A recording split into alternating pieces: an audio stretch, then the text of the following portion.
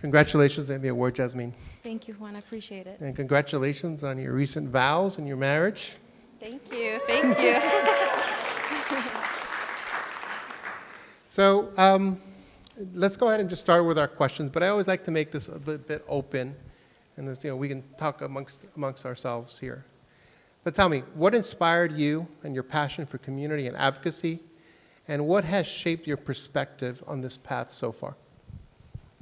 My journey has really defined my whole path. I'm grounded in the community. I grew up organizing, and that's something that's continued to be my guiding light. And so for me, it's definitely been community focused.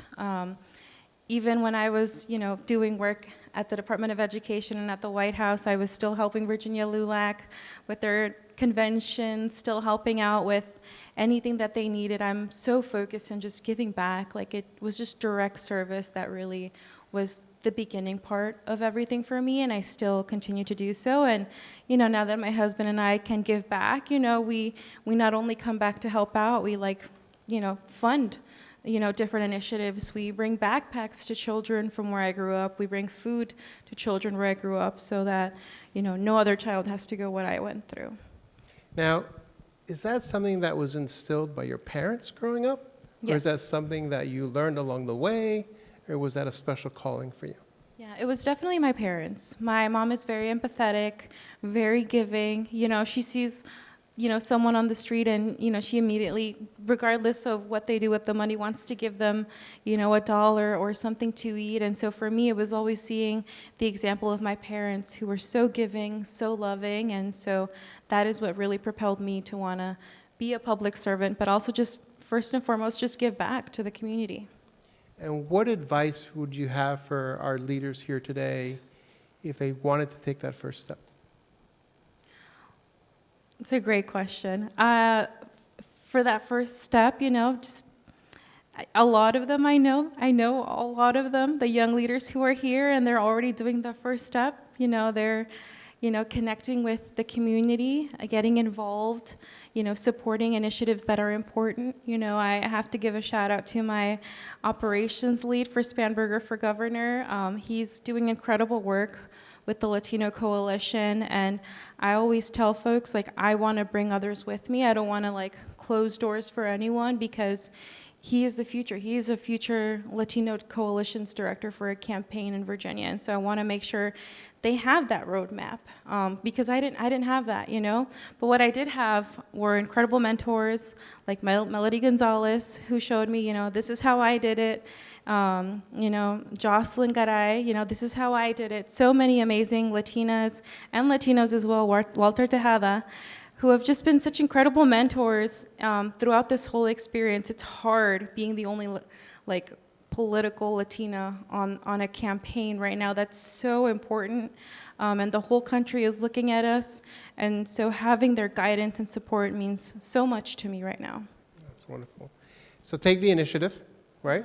To get out there, put yourself out there, and also be in good company, because it sounds like you're in really good company. Yes. Tony, how has Latino leadership evolved across generations, and what excites you most about this next wave of leaders? So I don't look at it as the next wave. I look at it as right now. I met Jasmine when she was 17 years old. I sent her the picture of when we first met, when she was in high school. And we've stayed in touch. The follow-through, just like in baseball, is the key to anything. And we've been able to follow through and stay in touch over the years, and it's been a few years. The other thing is that I believe in youth, and I believe youth can lead. A lot of times people kind of say, next generational leaders, tomorrow's leaders. That's a passive-aggressive way of saying I want that. There's a 15-year-old right now with access to Wi-Fi and a computer or their cell phone that can reach more people than Gandhi, Martin Luther King, and Cesar Chavez could in their lifetimes combined. That's the potential that we have to tap into. And when you're talking about believing in youth, we have no choice. Did you know that right now, 1/3 of the entire Latino community is under 18? And the biggest statistic of it is the most populated age, not the median age, but the one that has most people in it, For non-Latinos is about 56. For Latinos is 14. We have no choice. We can't be myopic with the Latino community in the United States. This is, America's as good as our youth takes us.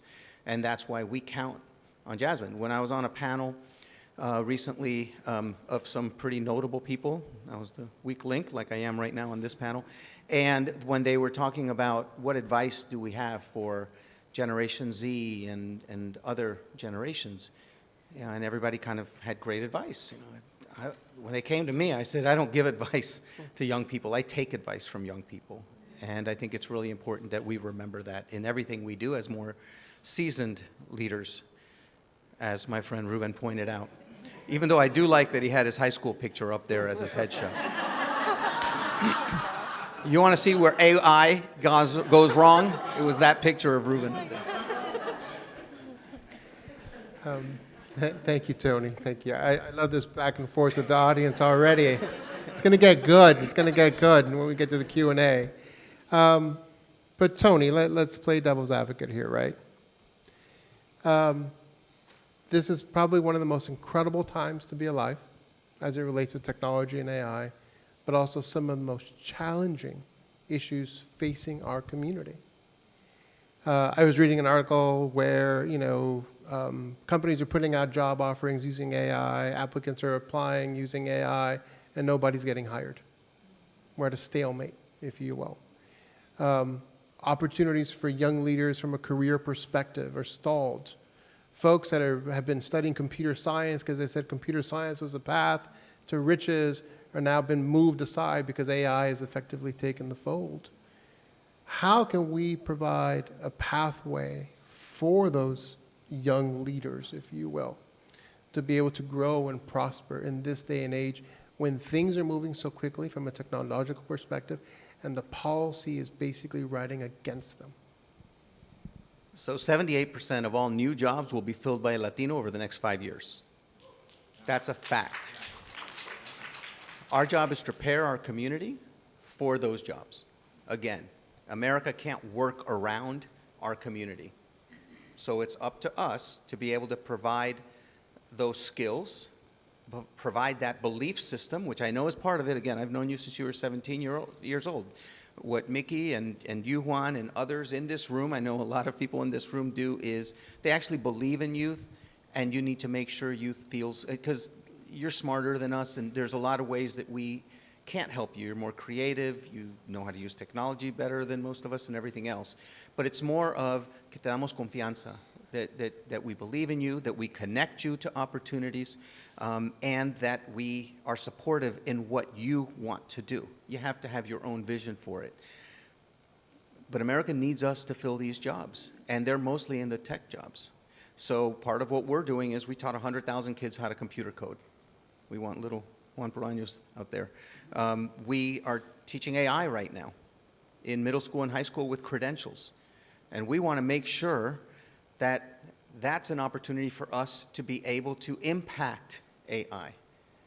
When you're looking at there's entrepreneurship is always an option, just like your parents and just like you when you were younger, talking about your story earlier.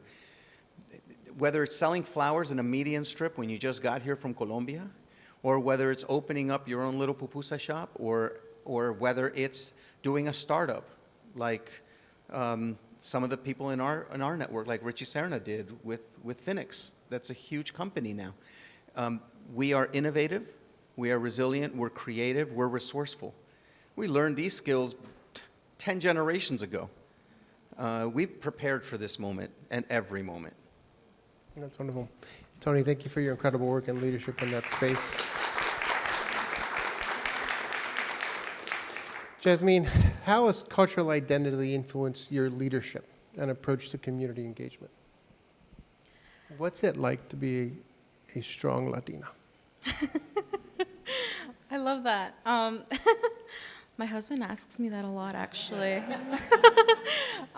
But no, on a serious note, you know, my Salvadoran identity very much influences every single aspect of me and the work that I do, you know, like you can't go anywhere without me being like, man, I wish I had a pupusa, like, you know, like it's such, it's something so ingrained in my being an immigrant, you know, having come to this country, having naturalized through my dad, like, I have, you know, I'm that American dream for them. And so it's something that they have always encouraged me to lean into, you know. I dance folclórico del Salvador by myself, because, you know, but, you know, it's something that I have very much embraced from a very young age, and so have my sisters. And I think that that's something that I'm going to pass on to my children, you know. Their Jewish and Salvadoran roots are going to be very important, and I want them to be exposed to it. And so I don't want us to feel as Latinos, as young Latinos, I don't want us to be ashamed of who we are. You know, there's so much fear right now that we are starting to see some young leaders, you know, being afraid of being themselves. And I always encourage them, like, don't be afraid to be yourself. You know, people who love you will embrace you, and those who don't, then they don't deserve to be in your life. And so yes. I am very proud to be a very strong Salvadoreña.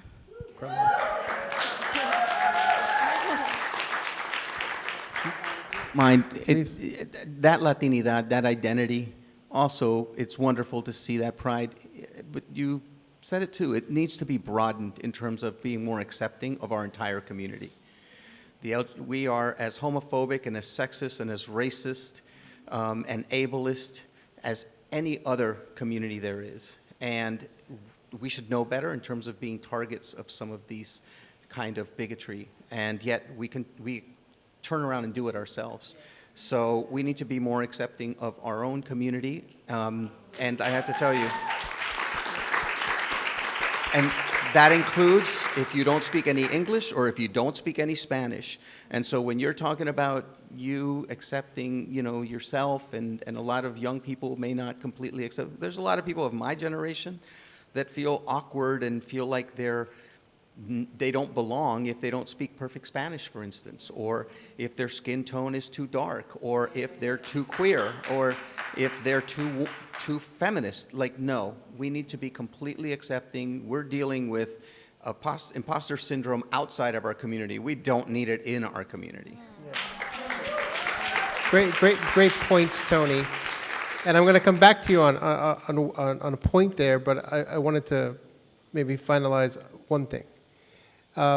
In my role, I have an opportunity to go and meet with a lot of different people, a lot of corporations, partners, other nonprofit organizations, allies, and a lot of times I'm the only Latino there. And it's disconcerting, really.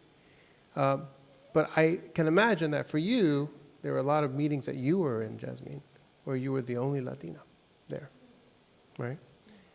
How did that feel, and how did you handle those situations? I was prepared for these situations.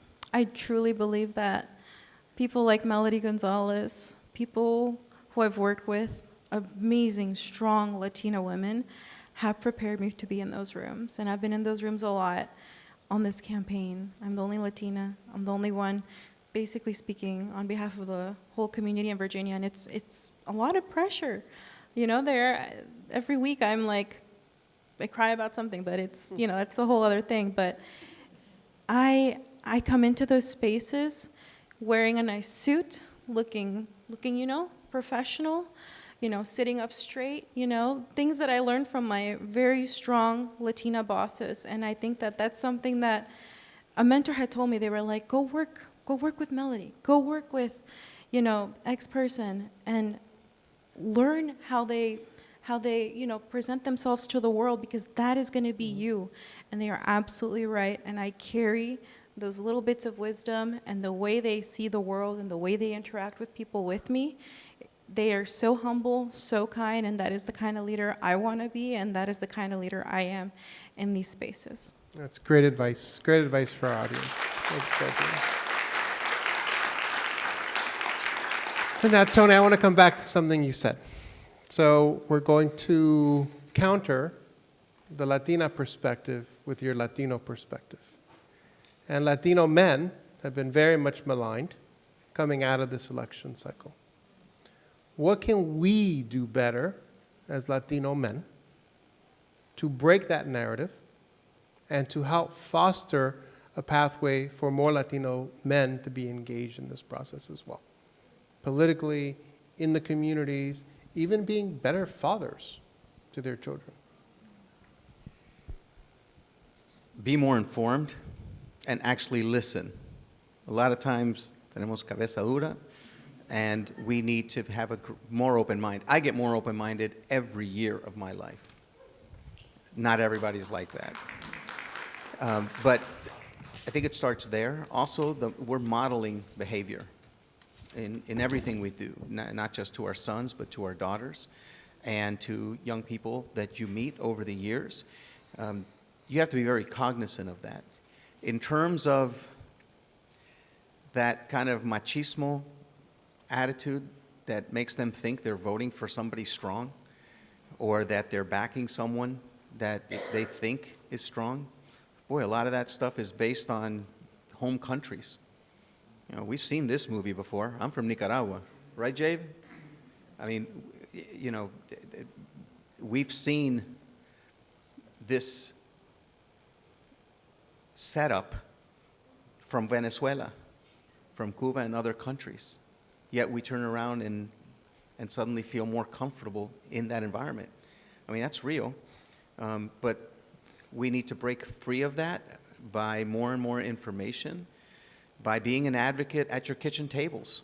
And a lot of times, a lot of this starts when you're a kid and you're listening to your grandparents and your parents and your tios and tias and cousins saying crazy stuff. And you have to accept it because it's culturally acceptable. You know, it actually starts when you're a child and you're listening to racist, homophobic, sexist things. And that's the moment when you have to turn around and say, I don't want to listen to this.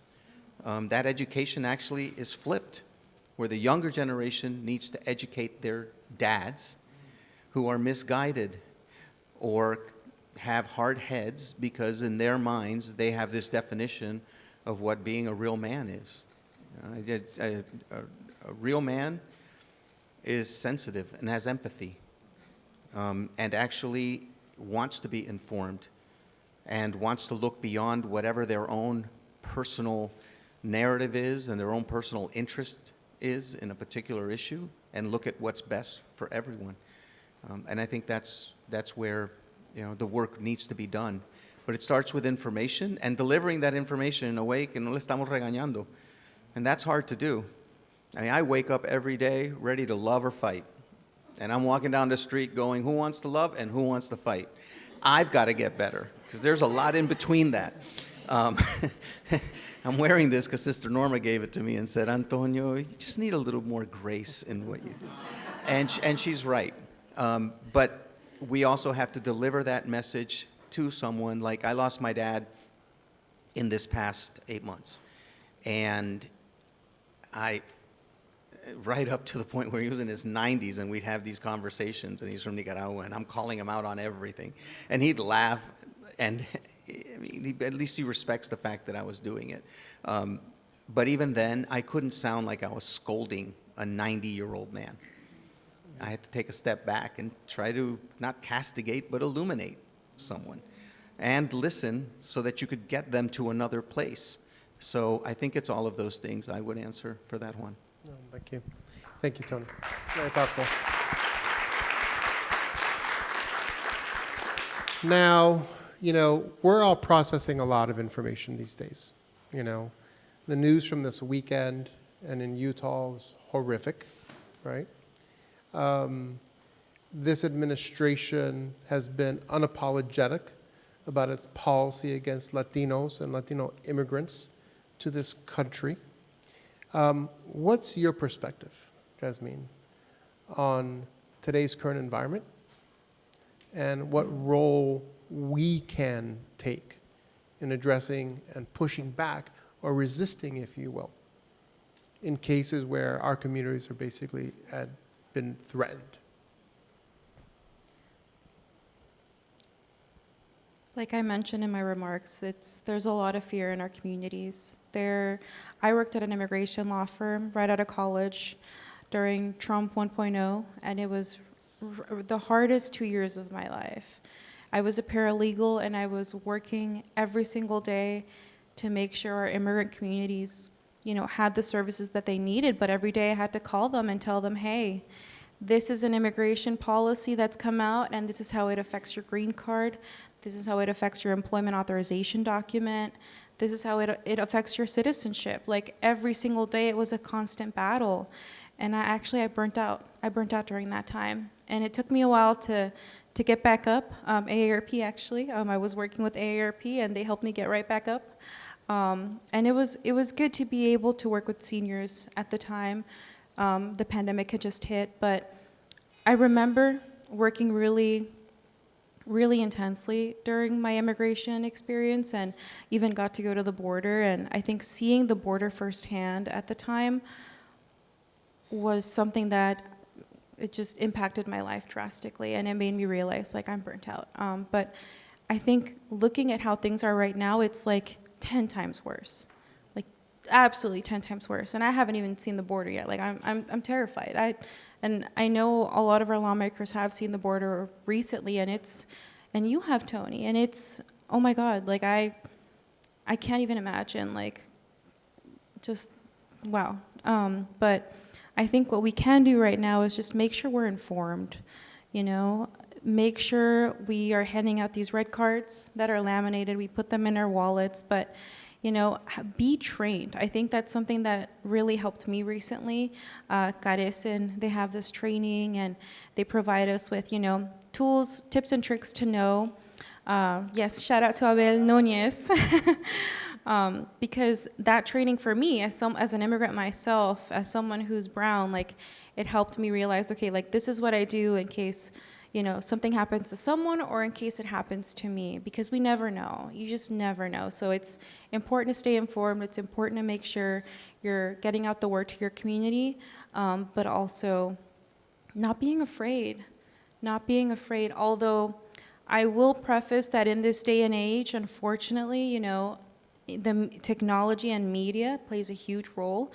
A lot of young people are looking for jobs, and the media can be for or against you, like, with everything going on, I know a few staffers who have been fired because of their posts.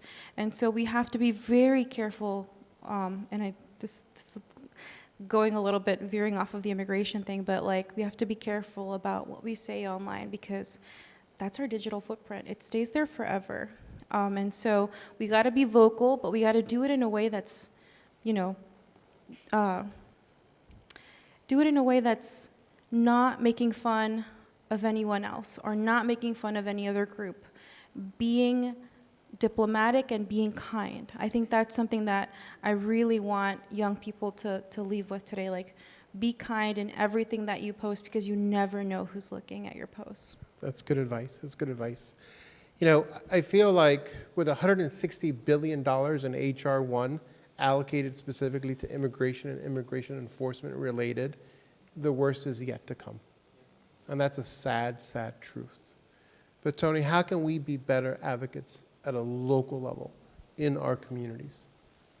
Thank you, Juan, and thank you for your work at LULAC. I get your newsletters. It's salvo in terms of some of the information that you provide there. I think there's several ways, and it's difficult, because we're launching a Know Your Rights campaign, and you know what you found out when you're doing Know Your Rights campaign? There aren't any real rights. You get arrested, you don't have any paperwork provided, and then afterwards, you then try to figure it out. So the only right you have is to be really, really careful. Don't run red lights. If you had a hard day at work, drink your cerveza at home. Don't argue in public. And things like speaking in Spanish. The Supreme Court just said it's okay to racially profile somebody. Think about that.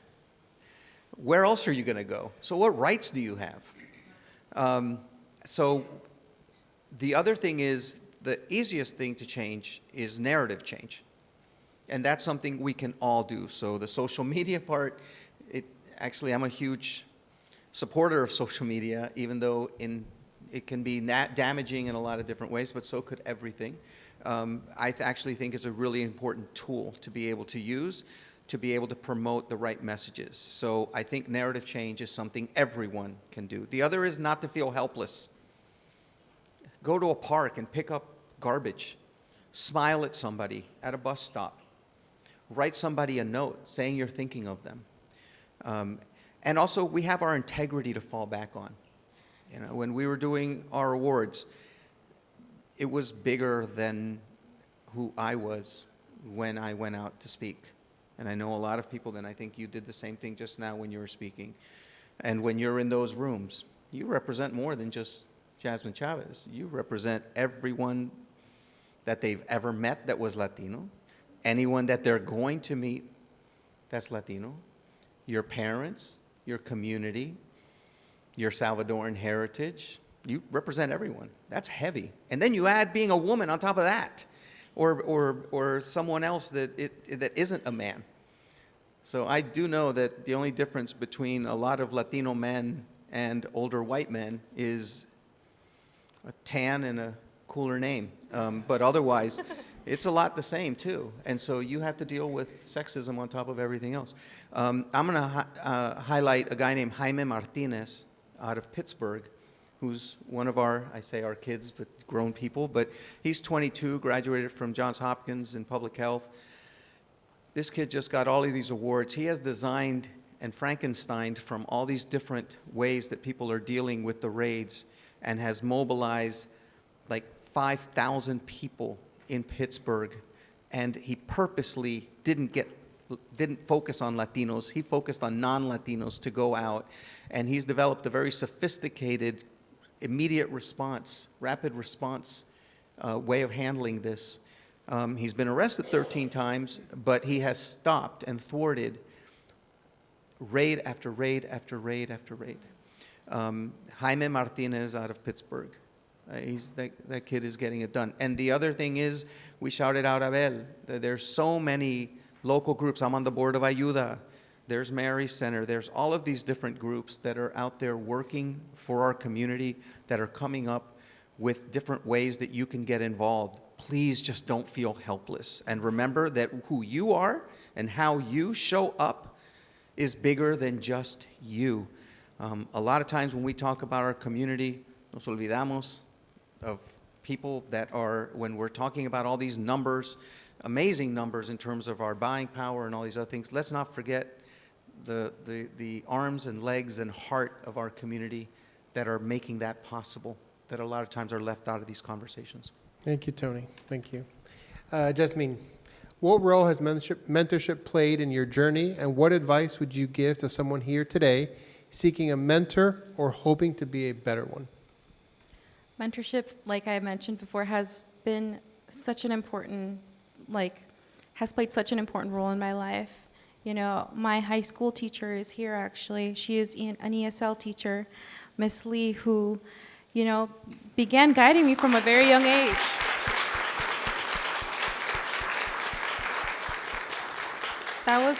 She was my very first mentor, and super kind, you know, and I'm so grateful to have amazing mentors like her, to have an amazing mentor like Manny, Emmanuel Caudillo, who spoke my name in rooms that, you know, I had never even heard of, you know. Manny, you know, he was actually reviewing applications for the Smithsonian Latino Center the Smithsonian Latino Center Ambassadors Program, and he said, Jasmine would be great. And I ended up getting that opportunity, and it completely changed the trajectory of my life. And so mentors like Manny, mentors like Melody, you know, Melody brought me into federal government. I had no idea what it was to be a political appointee, and I'm so proud. I'm so thankful for the work I got to do with her and Manny and Kevin, who's in the back. Just incredible leaders who are just making such a difference in the community. And Manny's still at the Department of Ed, you know, still holding it down. That man, I don't know how he does it, but he is still doing it through this administration with the White House Hispanic Initiative. But mentorship has played such an important role. And I think for me, like, my advice to young people, have a few mentors. Like, if you see someone you look up to, don't be afraid to ask them to mentor you. I have a few mentees in the room, and I'm so thankful for each and every one of them. They have taught me so much. You know, you not only learn from your mentor, but your mentee, you learn a lot from them too. And so don't be afraid to ask someone to mentor you. I have a mentor from every, part of my life, every stage of my life, my high school teacher, my professional mentors, mentors I have to this day, all come from different walks of life. And so don't be afraid to ask someone, and make sure you build that relationship, make sure you sustain it, and you could also eventually become friends. Like, I always looked up to Teresa, and she was she at the time I was much younger, and now we're really close friends. She calls me up to see how I'm doing, and she's just such a light in the world. And then there's Ana, my famous Ana Reyes with El Tamarindo, with the amazing pupusas they have. But just truly, just don't be afraid to mentor someone. And also, young people, don't be afraid to ask someone you look up to mentor you. I know I've asked Mickey to mentor me. So that question still stands, Mickey.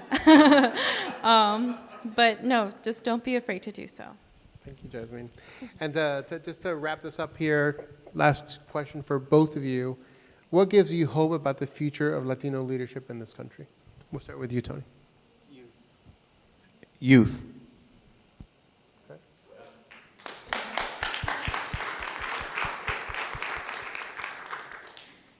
Jasmine? Yeah, youth. I would say youth as well. They are leading the way. They've been leading. Growing up, the narrative was so different. People would look to young folks and say go get my coffee or go do this, and now it's changed. I personally don't ever want to be in a space where we treat young people like that. I make sure I give our young people leadership experiences so that they can use that to then lead in their own capacity and in their own ways. And so our youth are the future. Let's invest in them. Let's cultivate that leadership, that mentorship, and go from there, because they are the future. So I just want to take a point of privilege to say just thank you so much, really, Tony, for all the incredible work that you continue to do for our community, for being that leader that everyone can look towards, always an open door, a good friend to everyone. Thank you, Tony, for that.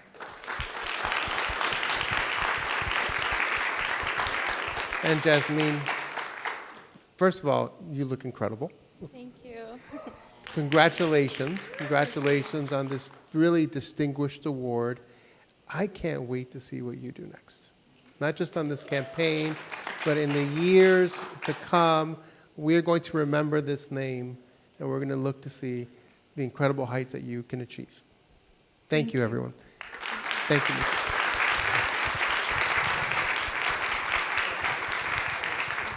So we'll do some Q&A time real quick. So please go ahead and line up, and we will take some questions from the audience. And this is not the time to be shy. Eli, no. Okay. So if you could, please give us your name and where you're from. My name is Eli Jaffe. I am from Reston, Virginia, where I live with Jasmine. And while living with Jasmine, no, this is a serious question. Okay, I mean this one. This is a good question. Okay. While living with Jasmine, who has been working from home on the Spam Burger campaign, I had the ability to witness her at work.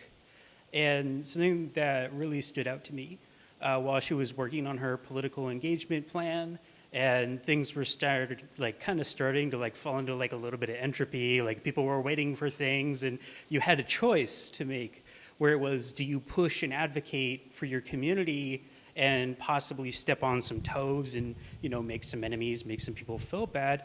Or, do you play it easy and, possibly let your community down? And I had the pleasure of watching you decide to, go for it. And you went to an entirely different city for several days to go and, push people forward. And my questions for you are twofold. So the first one is, how did that go?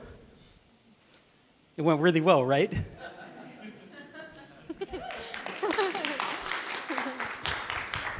And the second one is, how do you deal with that stress when you are unsure about, whether or not you want to keep pushing? Like, what do you do to calm yourself down? Because I feel like that is maybe a good resource for people to know about.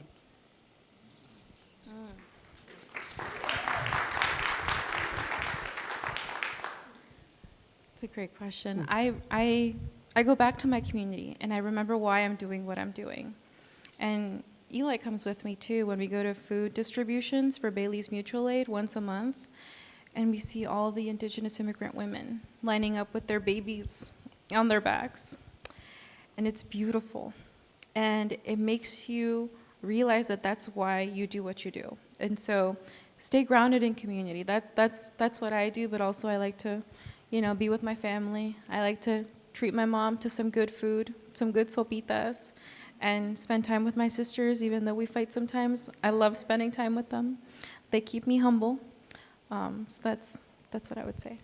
So I had an opportunity to have lunch before we started with Jasmine, Eli, and a couple other folks. But let's give it up for choosing a good partner. Right? And being a team. Next question in the back. Hola. Name and where you're from. Sí, hola, soy Francisco Alvarez, Florida expat. I live here in DC. Really excited to be around these so many champions in the audience as well as on stage. As a millennial, I'm so excited to see my cohort and younger people, younger Latinos, going to grad school, going to law school. I'm just going to project. Going to grad school, going to law school. But I do think that we live in this era of a lot of disruption in the job market. I have colleagues who are already mid-level career professionals, and they're having to pivot. And we're also seeing the rise of AI, selecting through talent.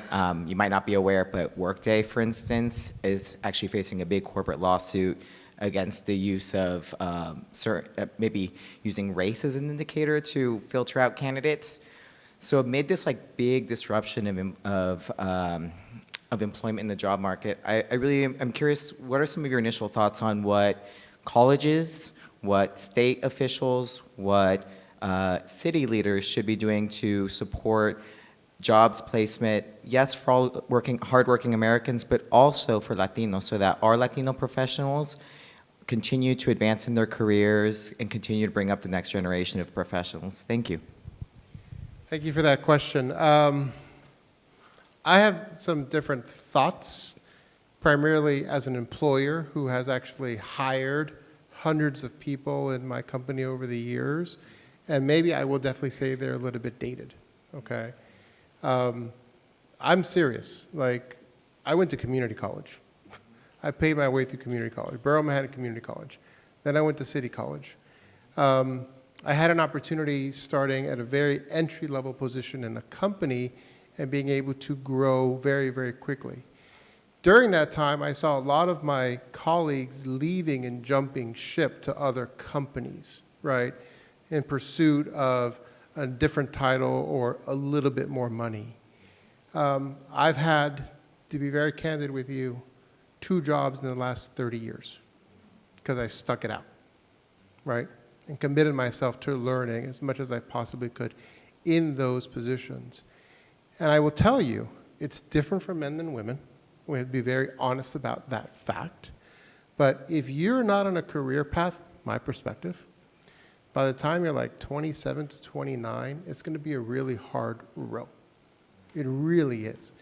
You have to establish yourself from that 22 to 27 years, those 5 years, in whatever industry you want to be successful in, okay?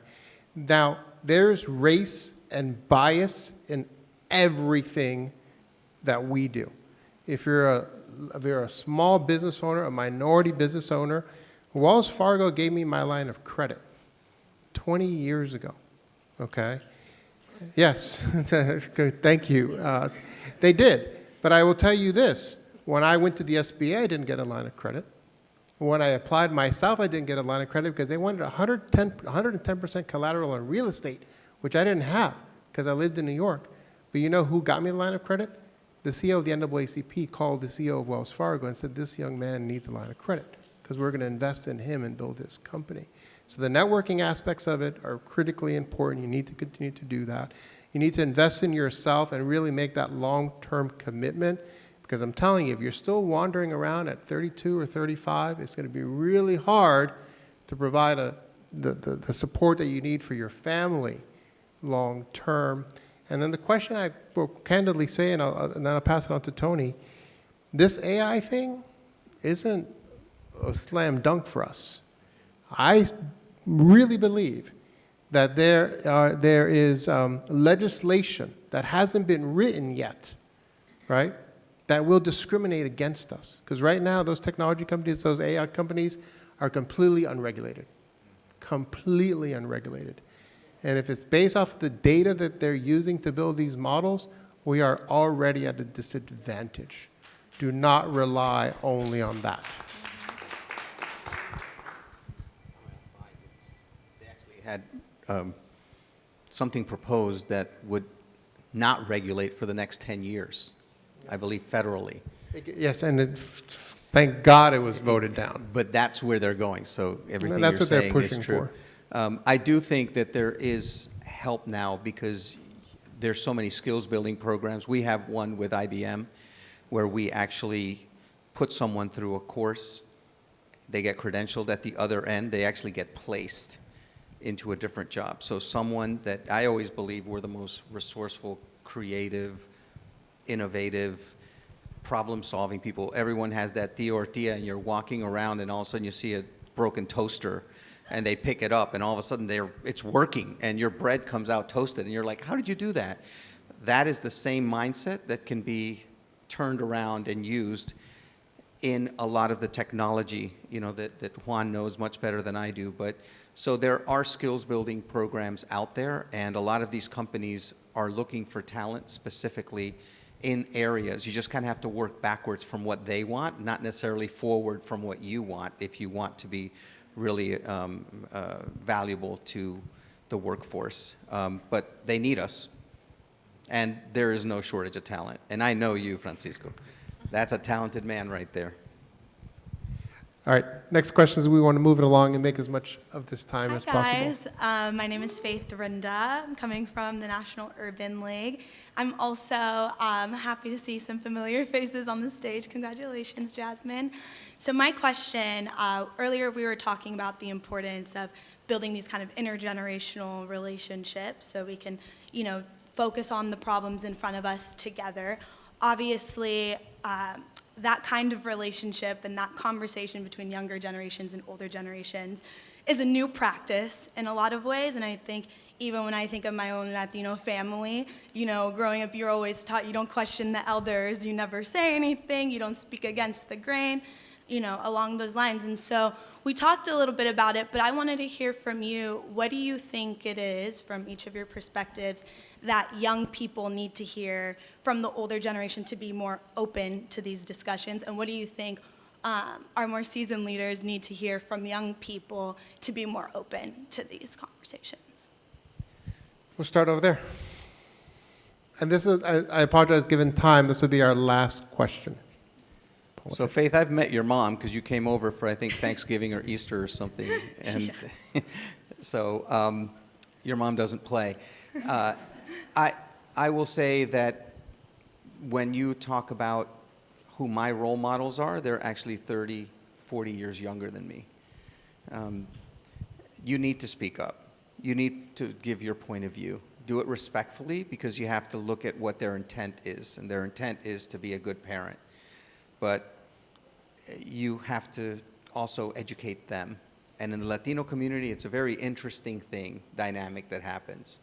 You're 13 years old, you're the IT person, you're the financial advisor, you're managing all of these different things, but they don't want to hear from you in other areas. You remind them that you're the one who's actually making sure that the telephone company doesn't turn off services, or that credit cards are being paid off.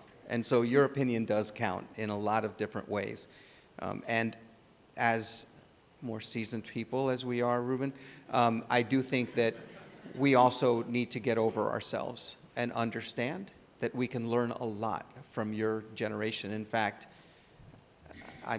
I'm more encourage young people to give me advice more than the other way around. Jasmine, do you want to add anything to that? I have a lot of thoughts about this because the support I've received on the campaign thus far from our more seasoned leaders has been incredible. And a lot of younger Latinos come to me and they're like, how did you get Walter's support? How did you get, X person's support? And I'm like, I have built respect with them from a very young age. I have respected them and I have given them my point of view respectfully each and every time. And I think that's an incredible asset. And I don't think as young people, that's something we need to work towards more and be more respectful in the way in which we approach our older Latinos. And I learned this also from being on the national board with LULAC. We have a lot of older Latinos on the national board, and I love them, but man, the energy, being one of the youngest people on the national board taught me a lot. I also learned a lot working at AARP. I was the youngest in those rooms too.